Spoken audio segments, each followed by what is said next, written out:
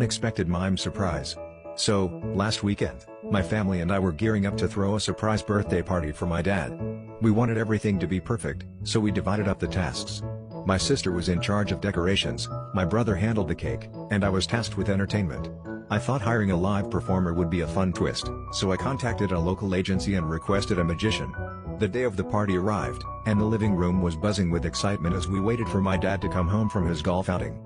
Everything was going smoothly until the doorbell rang, and instead of a magician, we were greeted by a mime. A mime? Yes, a mime. He was decked out in a striped shirt, white gloves, and that classic painted face. Apparently, I had ticked the wrong box on the agency's website. Trying to roll with it, we invited him in, figuring he could entertain the guests until Dad arrived. However, the mime quickly became the star of the show, miming his way through the living room and captivating everyone with his silent antics. As we all sat down for dinner, we assumed he'd take the hint and make his exit. But no, he mimed sitting down at an invisible table right next to us. Things got awkward fast. As we tried to enjoy our meal, we couldn't help but watch him pretend to cut an invisible steak, pouring an imaginary glass of wine, and even toasting with the air. My dad was thoroughly confused but played along, raising his real glass of wine in the air with a chuckle.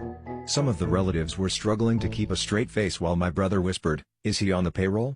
The mime, seemingly oblivious, continued his pantomime feast, nodding politely every time someone spoke to him, as though he was deeply engaged in the conversation.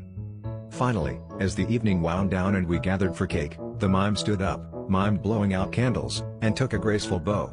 We exchanged amused looks, unsure how exactly to get him to leave.